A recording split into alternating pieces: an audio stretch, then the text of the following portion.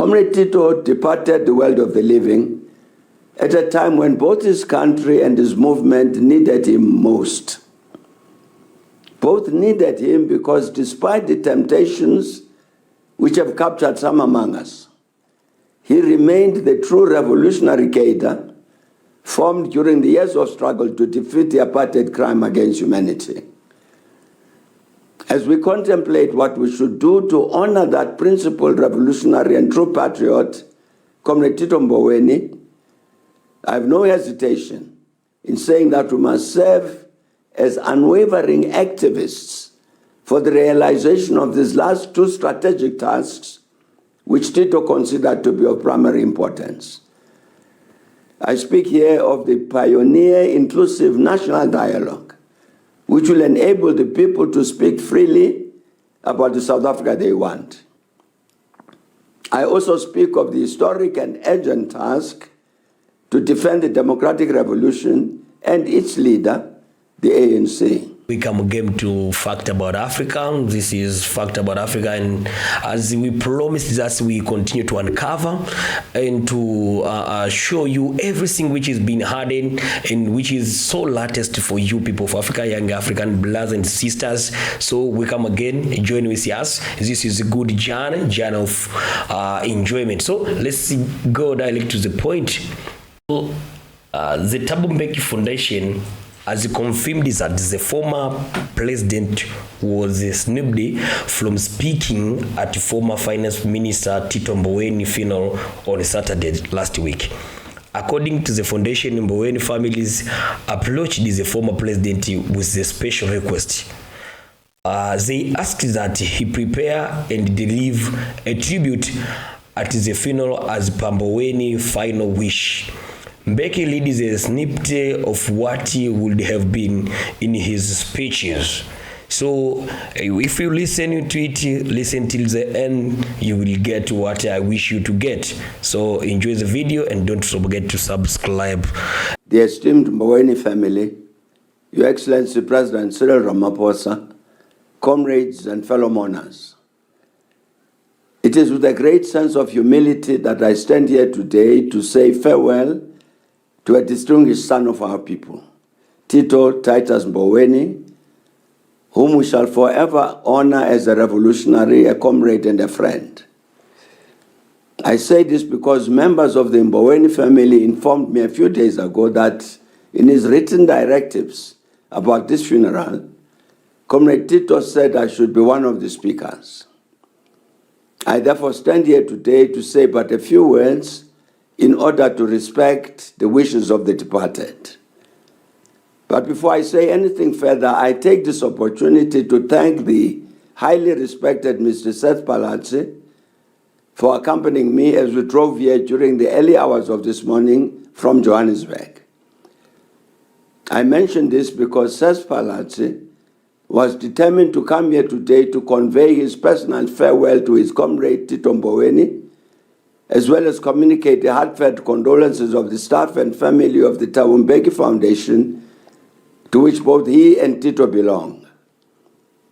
I'm privileged to have this opportunity to thank and salute the esteemed Mboweni family for agreeing to share its son with us of the African National Congress, as well as the nation as a whole, thus donating to the people a liberator. We are a mere 30 years into the period of our liberation, and yet the behavior of some in our society suggests that already we are forgetting what preceded that liberation. We are forgetting that a mere 4 years before Freedom Day in April 1994, it was illegal and even treasonable to belong to Tito's organization, the African National Congress. People were murdered, imprisoned, and driven into exile for mere membership and peaceful promotion of the objectives of the ANC. Massacres that are part of our bitter history, such as those at Sharpeville, Soweto, Buipatong, Shobashobane, Bisho, and elsewhere, took place simply to deny the millions of our people the freedom we enjoy today. On the very eve of the historic elections of April 1994, Bombs were going off to terrorize the people not to participate in those elections, and thus deny our country the possibility to progress from white minority apartheid domination to the happy moment when the people would vote freely to choose their legislatures and government. These ugly moments confirm the truth that freedom was not free, that indeed freedom was very costly in terms of the lives of our people laid down and the immense sacrifices the families of the oppressed, including the Mboweni family, had to bear. Some among us might be asking themselves the question, why I'm reminding this solemn gathering about the painful past of the terrorism and inhumanity of the apartheid system and regime, which many clearly and understandably want to forget. I'm talking about that painful past to say something about the hero we are laying to rest today, Comrade Tito Mboweni. All of us throughout the ranks of the African National Congress are very proud that many decades ago, the young Tito decided to join the People's Movement. And when he did so, he committed himself to serve the people, starting with their liberation from the yoke of apartheid. And when he made that commitment, he knew that this might cost him his life, but nevertheless stood by that commitment throughout the decades of his adult life. As he joined hands with the millions of our struggling people who were determined to liberate themselves, he knew that the only but invaluable prize and reward he would get would be the liberation of his people. When we say that Tito Mboweni was a tried and tested combatant for our liberation, we say so because we were together with him in the common trenches when to oppose the apartheid regime was to invite death. When ours and Tito's loyalty to that commitment, we serve the people of South Africa, dictated that he and all of us find ways and means to overcome fear of that death. Much has been said correctly about Tito's sterling contribution to the historic task to build the new democratic post-apartheid South Africa. There is no need for me to say anything further in this regard. However, this I must say, throughout this period, as I served as a senior official in the ANC, as well as Deputy President and President of the Republic, I always found it inspiring and energizing to be serving in the same ANC and government structures with Tito, always assured that in him we had a cadre who would always correctly discharge his responsibility as a leader and servant of our people. In the period leading up to April this year, I received many requests to make an assessment of our first 30 years of democracy. I responded to this request by delivering a public lecture on April 30th, greatly honored to do this at the unique and esteemed Freedom Park in Tshwane. Because of the importance of this address, we convened an expanded meeting of the Thabo Mbeki Foundation Council of Advisors to discuss the contents of that address. Tito Mboweni attended and participated actively in this meeting. At that meeting, we agreed that it was important to acknowledge that our country was experiencing a serious crisis, with such negative phenomena as high levels of unemployment, serious poverty affecting large numbers of our people, and persisting wealth and income inequality. We also agreed that we must tell this truth, that some among those who had fought against the ANC during the years of struggle against the apartheid regime never gave up their effort to defeat and destroy the ANC, working as counter-revolutionaries. These counter-revolutionaries had made a major contribution to the crisis I have just mentioned, determined to ensure that the ANC fails in its stated objective of providing a better life for all.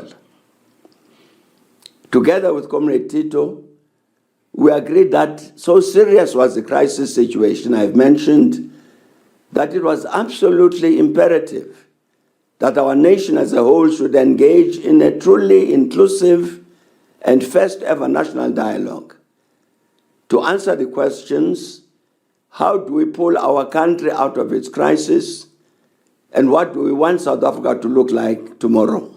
Let the people speak to determine their destiny. We were very fortunate that His Excellency President Ramaphosa immediately took up this call, agreeing that indeed the people must speak. Like all of us, Comrade Tito was also very glad that the Government of National Unity also agreed to this call. I know that many throughout the country, black and white, women and men, young and the elderly, urban and rural, people of faith, traditional leaders and healers, academics, artists, sports people, and I'm certain many of you present at this solemn occasion are saying, as Tito would, we await with bated breath the national dialogue to begin. Then came the general election of May 29. As all of us know, for the very first time since liberation in 1994, Tito's organization, the ANC, failed to get the required majority of votes to govern South Africa in a number of provinces on its own. Comrade Tito agreed that these electoral results meant two things of the greatest importance to the ANC. These were that the results constituted a threat to the National Democratic Revolution, as well as a threat to the leader of that National Democratic Revolution, the ANC. Accordingly, we agreed that as members of the ANC, we shared a common responsibility with the leadership and the rest of the membership of the movement to answer the very urgent and critically important question practically: what must we do to defend the democratic revolution, as well as its leader, the ANC? In this regard, Comrade Tito insisted that it should be included in any delegation which would engage others seeking to answer this question: what must we do to defend the democratic revolution, as well as its leader, the ANC? Comrade Tito departed the world of the living at a time when both his country and his movement needed him most. Both needed him because despite the temptations which have captured some among us, he remained the true revolutionary cadre formed during the years of struggle to defeat the apartheid crime against humanity. As we contemplate what we should do to honor that principled revolutionary and true patriot, Comrade Tito Mboweni, I have no hesitation in saying that we must serve as unwavering activists for the realization of these last two strategic tasks, which Tito considered to be of primary importance. I speak here of the pioneer inclusive national dialogue, which will enable the people to speak freely about the South Africa they want. I also speak of the historic and urgent task to defend the democratic revolution and its leader, the ANC. To honor Comrade Tito and his legacy, our voices must ring out very loud and clear to promote these two strategic tasks, reaching out to all of the relevant stakeholders, hoping that they will hear us. As I've heard Comrade Tito say on occasion, I too will repeat: those who have ears to hear, let them hear. Laba bangana tindlebe takutwa abadwe. Abo banendlebe zokuva mabeve. Let them hear the calls we make as we pay tribute to our comrade and friend, Tito Titus Mboweni. Program Director, I'm honored to have this opportunity to convey my wife Zanele's and my own heartfelt condolences, as well as those of the Thabo Mbeki Foundation, to all the Mboweni family at the sudden and unexpected loss of a beloved and worthy son. Our dear comrade Tito, please rest in eternal peace. We assure you of our commitment never to betray the cause you served throughout your adult life. Farewell, dear friend, and thank you.